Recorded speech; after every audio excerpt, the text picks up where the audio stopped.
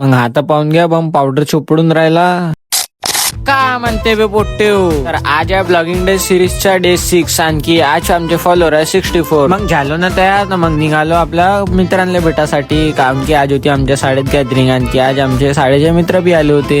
अरे बा कसा पावडर चुपडून राहिला तर येलेच पोरगी पाहणार होत्या आणि हा इकडे एक घालून राहिला शर्ट वा. मग आणले गिन भेटलो मग आलो घरी कारण की घरून आला होता अर्जंट काम. मग घरी वरी गेलो काम केला मग येऊन गेलो फिरचं 5:30 मग 7:30 डान्स पाहून घेतला मग साला आलो डायरेक्ट मी घरी कारण की मला जायचं होतं बाहेर. मग आला ना मग मित्राच्या फोन मित्र म्हणे गार्डनच्या समोर. मग गार्डनच्या समोर गेलो मग तिकडून गेलो आम्ही सिम्बॉसिस. मग सिम्बॉसिस थोडा गेलो होतो कामानं. मग येऊन गेलो आम्ही कॅफे मध्ये. मग शॅम्पा उंपा पिऊन टाकली गप गप गप गप. आलो होतो थोडासा कामान बाहेर तर इथे पुरी मैफिल जमली होती रे बा. पाहुण्याच घ्या तुम्ही पण. मग येता येता रात्र जली होती रे बा. मग बिट्टू भाऊ म्हणे चल म्हणे येऊन म्हणे पण्याने अभि दुश्मनी लिहिली आता आपल्यासे तर म्हणून आता याची विकेट टाकून आपण नाही का आता आपणच म्हणलं जाऊ दे म्हणलं आपसच्याच वेळ म्हणलं. मग निघालो ना आम्ही बाहेर. मग आलो बिर्याणी घ्यायला बिर्याणी घेऊन टाकले मग गप गप. मग बिर्याणी घेऊन आम्ही निघालो घरासाठी. मग घरी आता येता विट्टू भाऊ म्हणे पान खाऊन म्हणे. मग पानच्या दुकानात थांबवली गाडी. मग पान घेऊन टाकला पटेल म्हणून. मग घेऊन गेलो ना मैफिल मध्ये बसाले. मग मैफिल मध्ये बसलो तर पाहून घ्या पुरे पुट्टे बसलाय म्हणलं आपल्या इकडं.